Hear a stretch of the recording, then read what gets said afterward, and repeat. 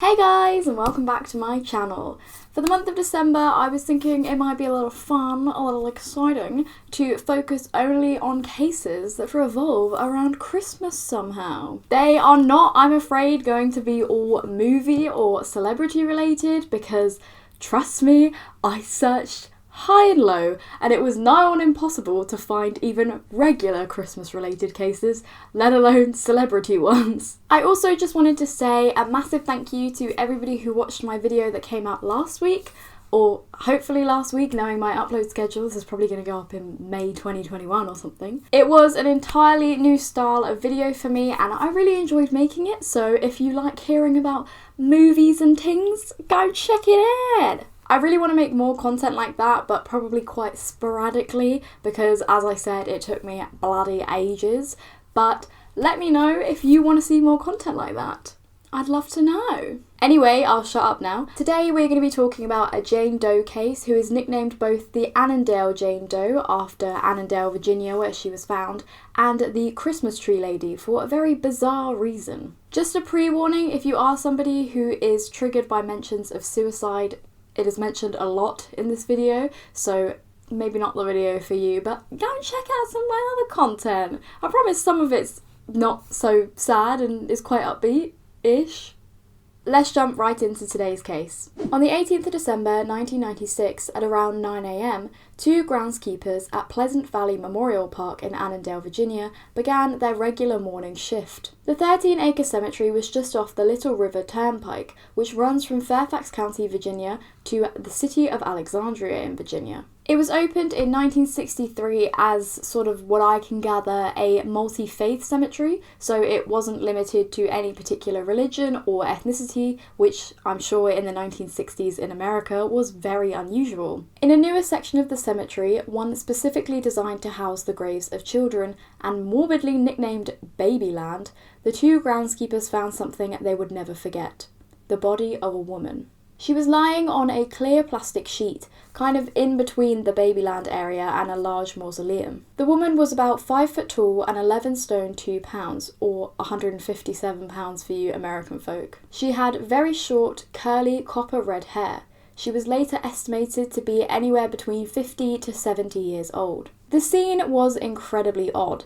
Not only was this woman lying on a clear plastic sheet that had been laid out like a picnic blanket, but next to her was an 8-inch Christmas tree decorated with gold baubles and red ribbons. The two groundskeepers quickly called the police, and detectives Mike Headley and Richard Perez were assigned the case. When they arrived at the scene around 40 minutes later, they discovered that the woman's body was still warm to the touch, suggesting that she had only been dead for a few hours. In fact, the groundskeepers confirmed that she had definitely not been there the previous night when they had closed the cemetery around 4 PM, meaning that her time of death was anywhere between 4 PM and 8:30 AM the next morning. The woman had a plastic bag over her head which had been secured with duct tape. In her personal effects were a dark green, very worn backpack, inside of which was a red scarf, a roll of masking tape, 2 empty juice bottles, one peach flavoured by a brand called Loser, and the other mango, specifically Mystic Mango Mania, and 2 cassette tapes, Jeff Foxworthy's You Might Be a Redneck, and Monty Python and the Holy Grail. A third tape, Mel Brooks and Carl Reiner's 2000-Year-Old Man, was discovered inside of a portable cassette player, the headphones of which were still over the woman's ears, suggesting that she had been listening to these famous comedy routines as she passed away. Also with her personal effects were a pair of glasses with translucent frames. I couldn't figure out whether these were bifocals or trifocals, as they were listed differently in different sources, and 2 envelopes. One envelope was addressed to the cemetery and the other to the county coroner. Inside of each envelope was a clean, crisp $50 bill and a typed note reading, "Deceased by own hand. Prefer no autopsy. Please order cremation with funds provided. Thank you, Jane Doe." Also found in her belongings was another typewritten note, this one seemingly a poem. The poem seemed to be a play off of an old 18th century children's bedtime prayer.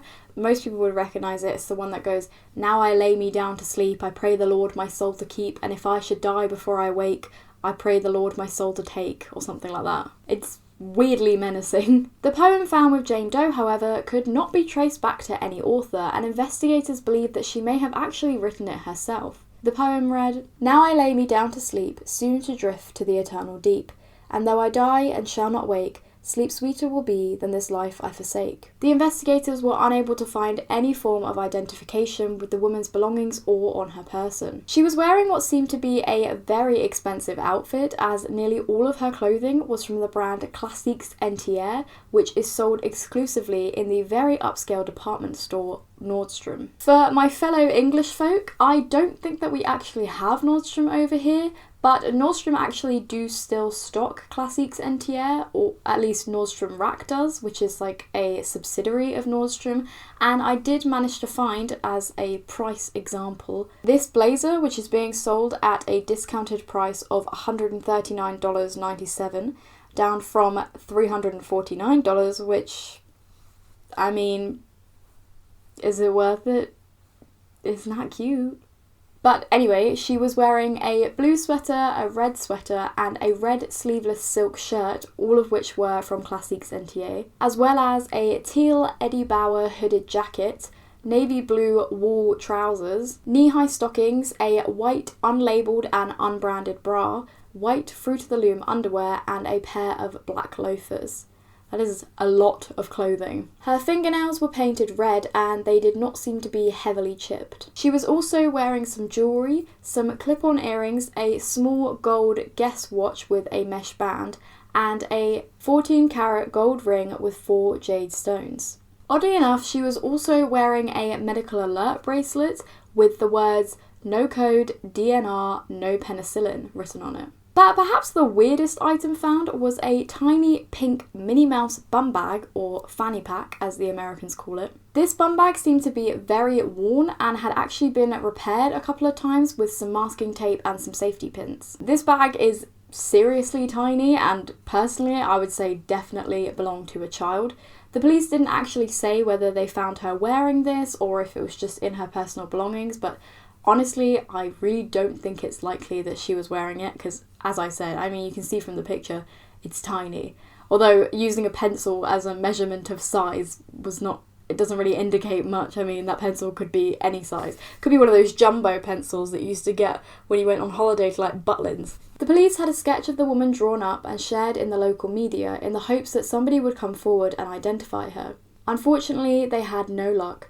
No one knew who she was. And so they had the medical examiner perform an exterior autopsy, which is basically where they just examine the body, take some blood samples, some x-rays for dental records, etc, etc. The medical examiner found that Jane Doe had consumed brandy before her death and that her blood alcohol level was 0.14, well over the legal driving limit in Virginia, which is 0.08. She had also taken some Valium. Police believe that she drank this brandy, which she likely chased with the juice found in her bag, and then took some Valium to make her woozy so that she wouldn't chicken out, I guess, and take the bag off of her head before she suffocated. Her exterior autopsy also found that she had an 8-inch long scar stretching from just below her belly button and going straight up. This was initially categorised as a caesarean section scar, and I believe on her NamUs it is actually still linked as probably a C-section scar. However, this has garnered some debate, as a lot of medical professionals have said that this could have come from an operation that she had on her intestines or even a hysterectomy. Scars from C-sections are usually kind of curved ones that are around the womb area,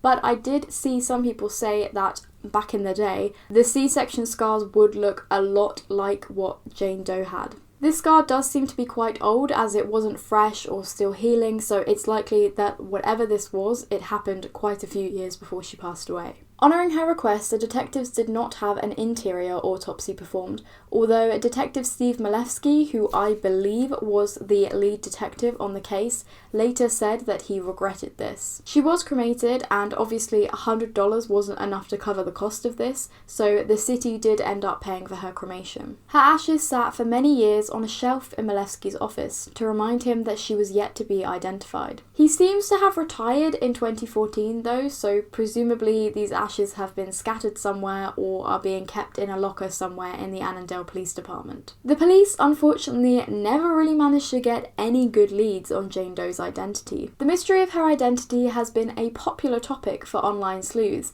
many of whom have actually come up with some viable people who could have been the Annandale Jane Doe. But before we get to all that, let's talk about some of the information that the police and the online sleuths dug up that may help to identify Jane Doe. Jane Doe being found in a children's area of the cemetery with what seemed to be a children's bum bag and a tiny Christmas tree with her has led many people to speculate that Jane was a mother who lost her child in tragic circumstances, and possibly that this child was even buried in the Pleasant Valley Memorial Park. Jane decided to take her own life, and she wanted to be near the child that she had lost when she passed. The cemetery itself is a little ways out of Annandale, and many people think that somebody who was a drifter or not local to the area would be very unlikely to know about the cemetery or even come across it. However, it is important to note that this cemetery is just off of a main route in Virginia, and though Annandale itself has a pretty average population, I wouldn't call it a small town by any means.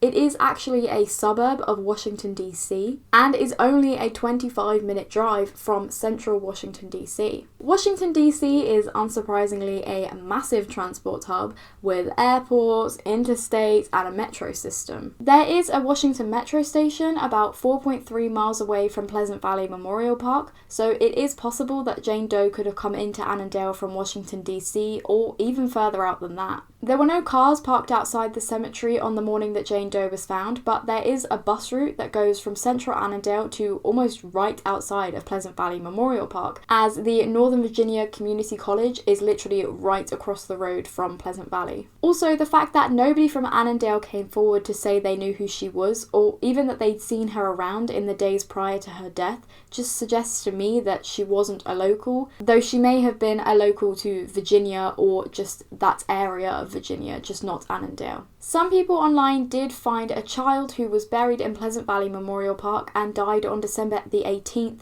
just a few years before Jane Doe herself passed away. People began to speculate that because the dates matched up, this child had some connection to Jane Doe. I'm not going to share the child's name or any details about them really, because I honestly don't think that they are related to this story at all, but it is public information. You can find it online. I'm not going to do that because I just think it's a little bit disrespectful. But online, this child is listed as being survived by her mother and 3 other siblings, and I just don't think it's very likely that if Jane Doe were the mother or the grandmother of this girl that's buried in the cemetery, I don't think it's likely she would leave behind any children or grandchildren without any answers as to what happened to her. Also important to note is that Jane wasn't actually found near any grave in particular. She was actually found in a grassy area between the mausoleum and the graves. I don't actually know who the family are that are interred in this mausoleum, so perhaps there could be some kind of a link there, but police have said that they don't believe that she had any link to this cemetery whatsoever. They think that she chose this location as it was very secluded and she knew that there was no way she was going to be disturbed, as no one is wandering around a cemetery at night. As well as this, people have speculated that she may have chosen the cemetery because she thought that whoever found her body was more likely to have seen a dead body before and would be less likely to be scarred by the incident, unlike a poor hotel maid. The connection to children, however, has also led people to speculate that she may have been a teacher, a children's nurse, or a midwife. The teacher angle is made more convincing considering the poem she was found with, as police do believe that Jane Doe wrote this herself. The poem suggests she must be somewhat well educated and well read, and the note is typewritten, which would have had to have been done on either a typewriter or a computer, which back in the day you would have had to have been pretty computer literate, as computers back then were very primitive, so it would have been pretty impressive that she was able to type this up. Many people speculate that she may have been a children's nurse or someone who worked in the medical field because of the medical alert bracelet that she was found wearing. The bracelet said DNR on it, meaning do not resuscitate, and this is usually something given to terminally ill people to let medical professionals know that if they are found not breathing, they do not want to be resuscitated. People speculate that she would have had to have worked in the medical profession to know about DNR bracelets. And they also argue that her request for no autopsy and her laying down the plastic sheet also indicates that she must have been a medical professional, as the plastic sheet she would have known about the release of bodily fluids upon death and how much mess that would cause, and a plastic sheet would have meant for an easier cleanup operation. They also argue that the lethality, if that's the right word, of how she passed away suggests that she was a medical professional, as she would have had to have known about the exact right amount of medication to take to make her unconscious. However, some people have noted that her method of death is very similar to one written in Final Exit, The Practices of Self-Deliverance and Assisted Suicide for the Dying, written by a euthanasia advocate called Derek Humphrey. The book details things such as the plastic bag, the sedatives and the alcohol, and having a note or a will on your person. The book was released in 1991 and unsurprisingly garnered a lot of attention as it was very controversial, so it is very possible that Jane Doe could have read this book and been kind of inspired, I suppose, by the methods written in this book. Also, as well as this, it could be argued that the plastic sheet was used as she didn't want to cause any bother. As people have said about her choosing the cemetery, as she didn't want to scar some poor child or some innocent person who came across her body, it could be that she laid the plastic sheet down so that she wouldn't cause much of a cleanup operation, and she didn't want an autopsy because she just didn't want to bother anyone. She just wanted to disappear. Many people were actually quite surprised that the police weren't able to track down any information related to her medical alert bracelet. These days, to get a medical alert bracelet, you have to have a doctor sign off on it, and there's a lot of paperwork to track back to. But apparently, back in the 1990s, this was not the case, and you could actually buy them over the counter at just regular stores. So if this was the case with how Jane Doe got her DNR bracelet, then it would explain why the investigators were never able to track any hospital or doctor back to that bracelet. Some people also speculate that perhaps she had this DNR bracelet as she was terminally ill. Many people have noted that her hair seems to have the appearance that one gets when they go through chemotherapy and they lose all their hair and it begins growing back. As well as this, the scar on her abdomen does suggest some kind of surgery, which could perhaps have been the removal of a tumour or something like that. This has led people to theorise that perhaps Jane Doe, who had previously been in remission from some kind of illness, had been told that her illness had come back, and rather than stay on this earth and fight against an inevitable terminal illness, she decided she wouldn't go through that pain anymore. Some also speculate that perhaps the DNR bracelet didn't actually belong to her and was actually a relative's, maybe a husband who had already passed away. She took this bracelet with her in the hopes that if anybody came across her body, they would not try and revive her. Her expensive clothing has also led people to speculate that maybe she had a husband who recently passed away and left a lot of money for her in his will. But she was not able to live without him, and that's why she ended her own life. Although some people have argued that it is very possible that she could have actually just gotten all these clothes from a thrift store and that she wasn't well off at all. Perhaps the weirdest link of all, but one that would actually explain why nobody recognised her, is that Jane Doe isn't American, she's European. The reason that people believed this is that the brand of juice that she had with her, the peach juice by a brand called Lucer, was a Belgian brand and would not have been easily found in American grocery stores in the 1990s. Some people have argued that this juice wasn't sold in America at all in the 1990s, but it's more likely that it was just sold in the European section or just in a smaller variety of supermarkets than it is today. As well as this, somebody on a forum called Porchlight discovered that Jane Doe's glasses were made in Belgium. This is because they claim that the glasses had the letters CSL printed inside, although I'm not entirely sure where they found this information because I couldn't find it anywhere myself,